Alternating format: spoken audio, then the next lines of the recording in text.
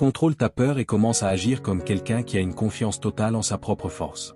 Ce n'est pas de l'arrogance, c'est un entraînement mental. Car tout acte de courage naît d'un choix, celui de ne pas laisser la peur décider à ta place. Réfléchis à ceci. Si tu avais la certitude de pouvoir supporter n'importe quelle douleur, n'importe quelle perte, n'importe quelle chute, comment affronterais-tu ce qui, aujourd'hui, te paralyse? La peur ne fait que grandir lorsque tu l'alimentes avec des pensées de faiblesse. Mais lorsque tu changes ta manière d'agir, elle perd son pouvoir. Celui qui affronte la peur en face la transforme en élan. Celui qui fuit devient l'esclave de sa propre pensée.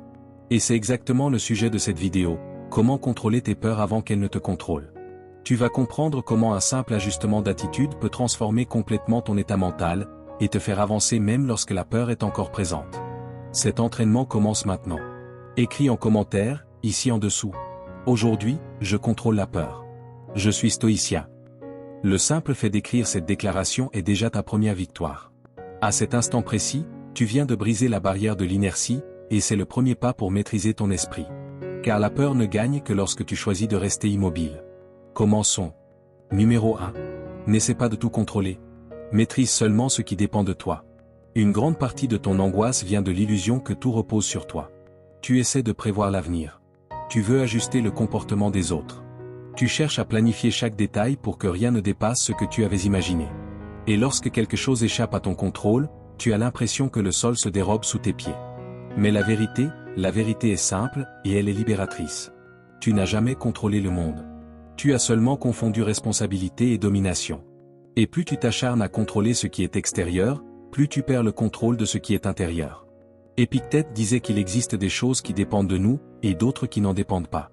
Et c'est précisément cette ligne invisible, entre ce que tu peux contrôler et ce que tu ne peux pas contrôler, qui détermine la paix intérieure d'un homme. La souffrance commence quand tu t'accroches à ce qui ne t'a jamais appartenu. Le temps, le destin, l'opinion des autres, les résultats immédiats. C'est comme ramer à contre-courant en croyant que le fleuve va s'arrêter. Aucun effort ne peut garantir un tel résultat. L'esprit qui veut tout contrôler devient sa propre prison. Et plus il lutte, plus il s'enfonce. Le stoïcien, lui, apprend à se juger lui-même. Il tourne sa rame dans la bonne direction, accepte le courant, et maîtrise son propre mouvement. Voilà la différence entre vivre dans la tension, et vivre dans l'harmonie. Tu n'as pas besoin de tout contrôler pour aller bien. Tu as seulement besoin de te gouverner toi-même. Maîtrise tes réactions. Observe avant de répondre. Respire avant de décider. Calme-toi avant de te laisser blesser. La sérénité ne vient pas du monde qui s'adapte à tes plans. Elle vient de ton âme qui reste ferme lorsque le monde s'effondre. Et si aujourd'hui quelque chose est hors de ta portée, rappelle-toi. Ce n'est pas un échec. C'est une frontière. Le monde ne t'obéit pas, mais ton esprit, lui, peut t'apprendre à le faire. Et c'est là que commence le véritable pouvoir. Exercice du jour. Il est simple et direct. Observe où tu gaspilles ton énergie en essayant de changer ce qui ne dépend pas de toi. Respire. Recule d'un pas. Puis rediriger cette force vers ce qui est sous ton contrôle. Tes actions. Ta présence. Ta discipline. Car celui qui se gouverne lui-même gouverne l'essentiel. Et c'est dans cette maîtrise intérieure que tu apprends à contrôler la peur et à vivre avec un véritable but. Car le but ne naît pas du contrôle. Il naît de l'acceptation consciente. Quand tu comprends que la vie n'est pas sous ton commandement, mais qu'elle est sous ta responsabilité, tout change. L'homme qui se maîtrise ne vit pas en essayant de prévoir l'avenir. Il vit prêt à affronter n'importe quel avenir. Et c'est cela qui le rend invincible. Non pas parce qu'il contrôle le monde, mais parce qu'il a appris à être complet à l'intérieur de lui-même. Numéro 2. Vis dans le présent, la peur vit dans le futur, le courage vit dans l'instant. La peur habite le futur. Le courage, lui, vit dans le maintenant. Être pleinement présent est le plus grand acte de bravoure, parce que cela signifie regarder la réalité telle qu'elle est, sans anticiper la douleur, et sans chercher à la fuir. Très souvent, notre souffrance ne vient pas de ce qui est en train d'arriver, mais de ce que nous imaginons qui pourrait arriver. L'esprit anxieux vit en avance, toujours devant. Il cherche à prévoir, à contrôler et à éviter des douleurs qui n'existent pas encore. Mais pendant que tu essaies d'anticiper le futur, la vie se déroule maintenant. Et c'est précisément dans cet espace, entre ce que tu crains et ce qui existe réellement, que la peur grandit. L'anxiété est une dette émotionnelle que tu paies pour quelque chose qui n'arrivera peut-être jamais.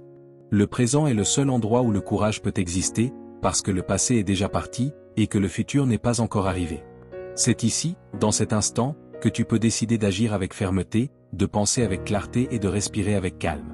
Rien n'est plus puissant qu'un être humain totalement présent, il cesse d'être une victime du temps, et redevient l'auteur de sa propre histoire.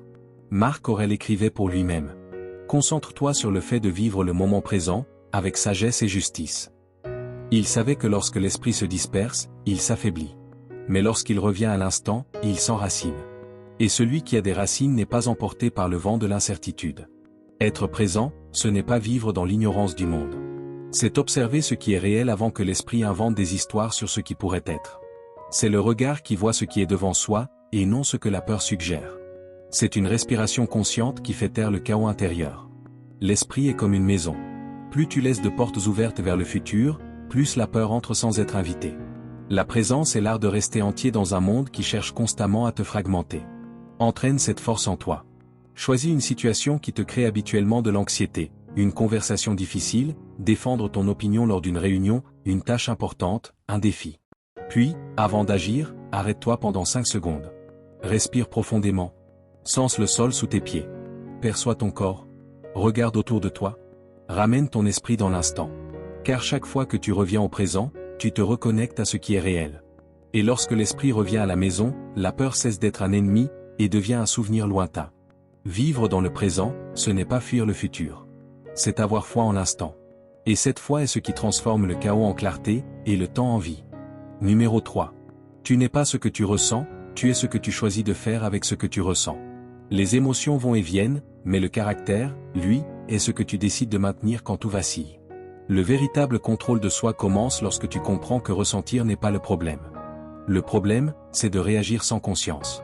Les stoïciens ne cherchaient pas à éteindre leurs émotions, ils les éduquaient. Les émotions ne sont pas des ennemis, ce sont des messagères. Elles arrivent sans demander la permission. Elles avertissent, elles secouent, elles troublent. Mais l'erreur commence lorsque tu commences à te définir par elles, comme si tu étais la colère que tu ressens, la tristesse qui te traverse, ou l'anxiété qui t'envahit. Non. Tu n'es pas ce que tu ressens. Tu es ce que tu choisis de faire avec ce que tu ressens. L'émotion est le feu. Mais c'est la conscience qui décide si ce feu va réchauffer, ou détruire. Imagine une tempête en pleine mer. Le capitaine ne peut pas contrôler le vent, mais il peut ajuster les voiles. Le stoïcien fait la même chose avec ses émotions, il ne tente pas d'empêcher ce qu'il ressent, il le dirige. Il transforme l'impulsion en action juste, la peur en prudence, la tristesse en profondeur. La maturité émotionnelle, ce n'est pas ne rien ressentir. C'est tout ressentir sans se perdre dans quoi que ce soit. Sénèque disait que le sage ressent tout ce que les autres ressentent, mais qu'il ne se laisse pas emporter. Et c'est exactement là que se trouve la force, non pas dans l'élimination des émotions, mais dans leur éducation. Tu peux ressentir de la colère, et répondre avec fermeté et respect. Tu peux ressentir de la tristesse, et continuer à accomplir ton devoir. Tu peux ressentir de la peur, et continuer à avancer. Car la liberté émotionnelle ne vient pas de l'absence de sentiments. Elle vient du fait de ne pas être dominé par eux. Un esprit mûr comprend que l'émotion n'est pas un ordre, c'est une information. Il observe, interprète, puis décide avec lucidité. L'émotion arrive comme une visiteuse, mais c'est la sagesse qui décide combien de temps elle peut rester. Et plus tu pratiques cette pause entre l'impulsion et la réponse, plus tu réalises que le contrôle ne consiste pas à ne rien ressentir, mais à ne pas réagir automatiquement. Lorsque la peur, ou toute émotion violente, t'envahit, ne lutte pas contre elle. Respire et demande-toi. Qu'est-ce que cela essaie de me montrer ? Cette question change tout, parce qu'elle te donne la possibilité de voir clairement. Transforme l'émotion en sagesse. Et c'est à cet instant que l'âme mûrit, le cœur ressent, mais l'esprit guide. La force n'est pas de faire taire ce qui t'agite. La force est de bouger avec conscience, même lorsque tout crie à l'intérieur. Car au final, ce qui te définit n'est pas ce que le monde te fait subir. Ce qui te définit, c'est ce que tu choisis de faire avec ce que tu ressens. Et ce choix, répété chaque jour, est ce qui te transforme. Numéro 4. La discipline est le pont entre la peur et la confiance. Aucun discours ne crée la confiance en soi. Ce qui la crée, c'est la constance. À chaque acte discipliné, la peur devient moins convaincante. L'homme qui respecte ce qu'il se promet à lui-même ne craint pas ce qui vient de l'extérieur. Beaucoup de gens attendent d'avoir confiance pour agir. Mais c'est l'action, répétée avec discipline, qui construit la confiance. Tu ne deviens pas solide parce que tu crois en toi. Tu crois en toi parce que tu restes solide, même lorsque tu doutes. La discipline, c'est le courage déguisé en routine, silencieuse, persistante, implacable. La discipline est le lien invisible entre la peur et le courage. Elle ne dépend ni de l'inspiration, ni de la motivation. Elle dépend de toi. Chaque jour où tu fais ce qui doit être fait, même fatigué, même en silence, même sans applaudissements, tu envoies un message puissant à ton esprit. Je peux compter sur moi? Marc Aurèle disait, cesse de discuter de ce que doit être un homme bon. Sois en un. Et c'est cela, l'essence même de la discipline, moins de discours, plus de cohérence. Car au final, l'homme discipliné n'est pas le plus talentueux, c'est le plus constant. Il n'attend pas que la vie s'améliore pour commencer. Il commence. Et c'est précisément cela qui fait que la vie s'améliore. La force de la discipline vient du fait qu'elle ne dépend pas de l'humeur. Celui qui agit seulement quand il en a envie vit prisonnier du hasard. Mais celui qui agit même quand il n'en a pas envie crée son destin. L'insécurité naît de l'incohérence. Quand tu te promets quelque chose et que tu ne le fais pas, ton esprit apprend à douter de toi. Mais chaque petite action tenue dans la durée reconstruit le lien de la confiance. Se lever à la bonne heure. Tenir sa parole. Finir ce que l'on commence. Ce ne sont pas de petits gestes, ce sont les briques de ta forteresse intérieure. Un esprit discipliné est une forteresse en temps de chaos. Il ne cherche pas le confort, il cherche une direction. Et cette direction transforme la peur en concentration, et l'effort en puissance. La discipline est la plus haute forme d'amour de soi, parce que c'est la décision de ne pas t'abandonner, même lorsque le monde entier renonce. La discipline est l'opposé de la précipitation. Elle ne cherche pas des résultats immédiats. Elle cherche une direction stable. Et quand tu avances avec une direction, le temps devient ton allié. Transforme ce qui semblait impossible en quelque chose de naturel. Pratique ceci. Choisis quelque chose de simple, mais essentiel, et accomplis-le. Non pas parce que le monde l'exige, mais parce que ton esprit a besoin de preuves que tu es fiable. Et avec le temps, tu comprendras que la confiance n'est pas une émotion. C'est une conséquence. Elle naît de l'habitude d'agir avec intégrité, même lorsque personne ne te regarde. La discipline relie ce que tu es à ce que tu veux devenir. Et c'est dans ce lien que l'âme trouve le repos. Car un esprit en paix n'est pas celui qui évite l'effort, mais celui qui honore son propre chemin. Celui qui maîtrise la discipline maîtrise le temps. Et celui qui maîtrise le temps maîtrise le destin. Car la vraie liberté n'est pas de faire ce que tu veux. La vraie liberté, c'est d'être assez fort pour faire ce que tu dois faire.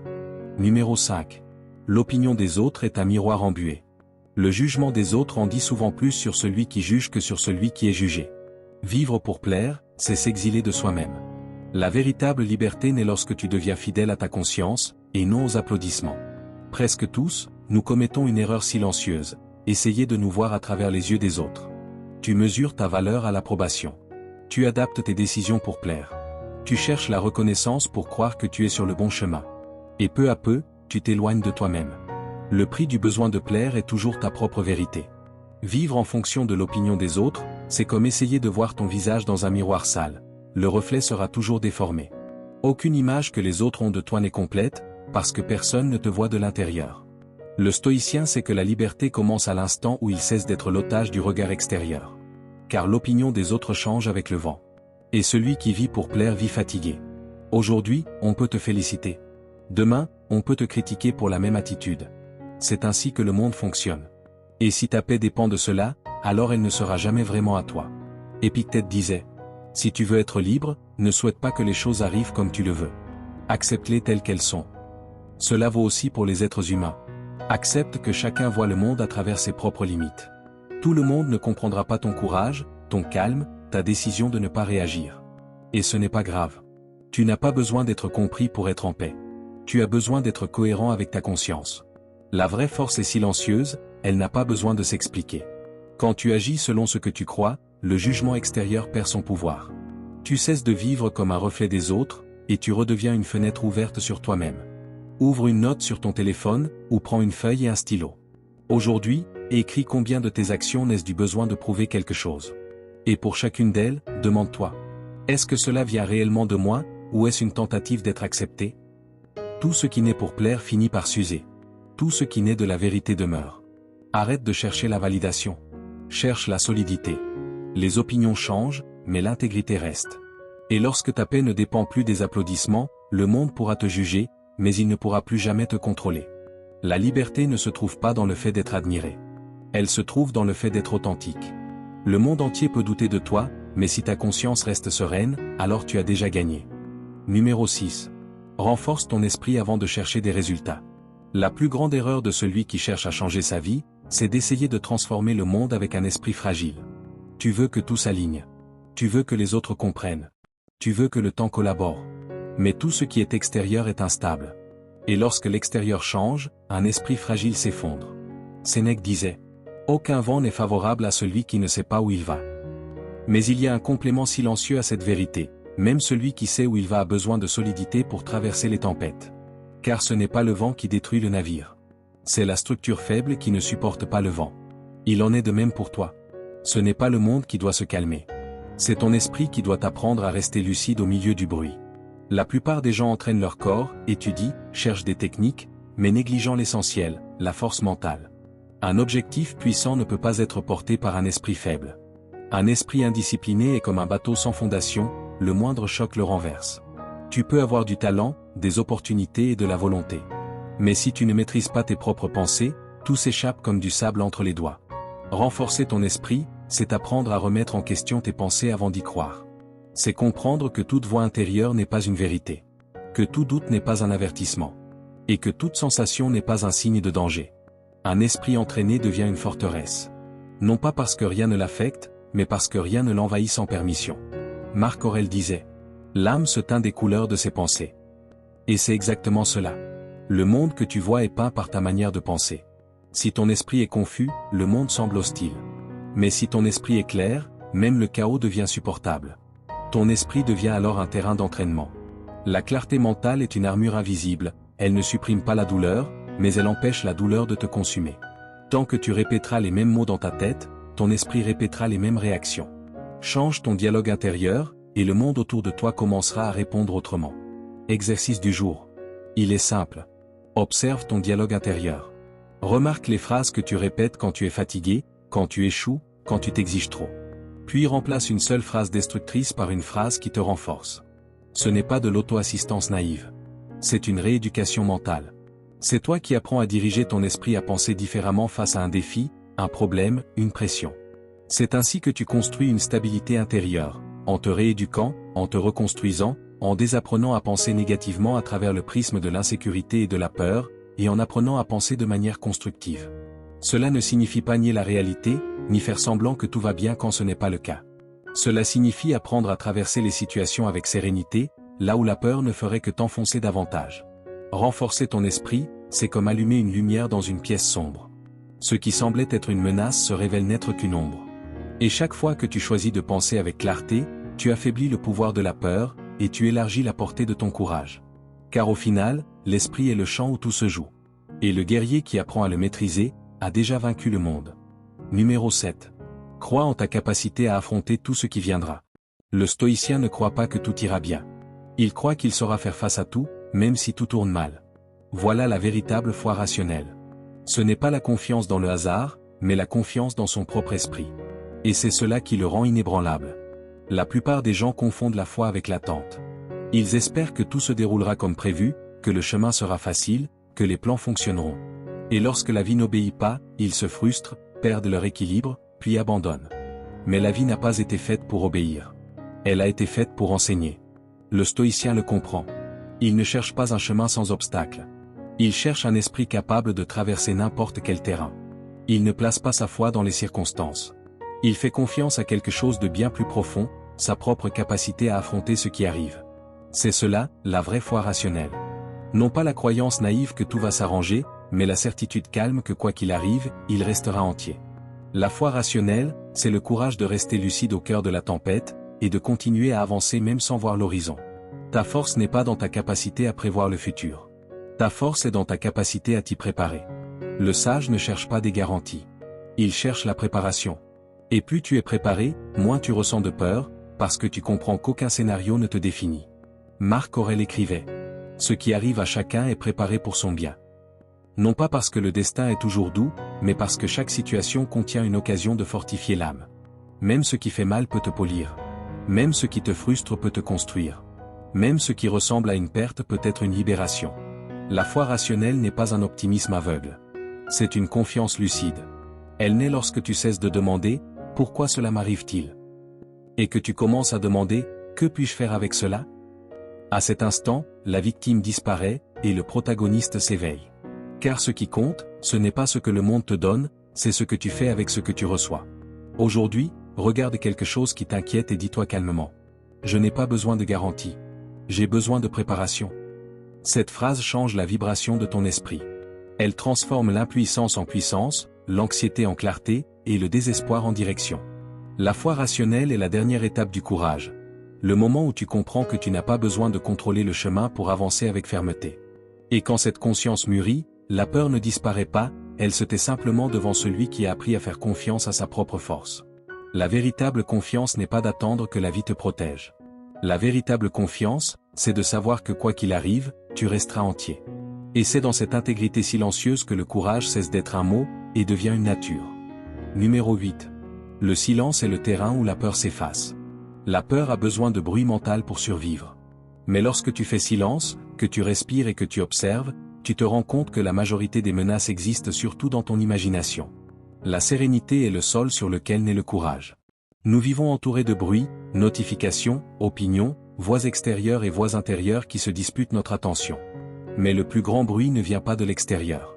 Il vient de l'esprit qui ne s'arrête jamais, qui répète ce qui s'est déjà produit, qui répète ce qui n'est pas encore arrivé, qui parle sans cesse et n'écoute jamais.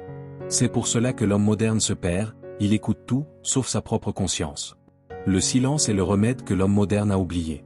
Et c'est dans le silence que la peur, la colère et la confusion commencent à perdre leur force. Car le silence est l'endroit où la vérité réapparaît. Celui qui apprend à écouter le silence apprend à écouter son âme. Et c'est le premier pas pour retrouver le contrôle intérieur. Quand tu gardes le silence, ce n'est pas le monde qui change. C'est toi qui recommences à entendre l'essentiel. Sénèque disait « Celui qui souffre avant que ce soit nécessaire souffre plus que nécessaire ». Le silence est précisément l'intervalle où tu apprends à séparer le réel de l'imaginaire. C'est l'espace entre l'impulsion et la réaction, entre la pensée et la réponse.